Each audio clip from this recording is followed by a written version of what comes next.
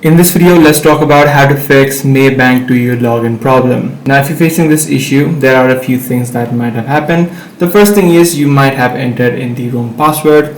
So if you think that you have forgotten the password within the login screen, you should be able to find the option to reset your password. So simply follow the on-screen prompts and then simply head over and reset your password so that you could gain access of your account. If you're using the web version as well, you'll be able to see the forgot login details being visible on the login screen. Now, if this is not the case for you, this could also be that your account is now inactive.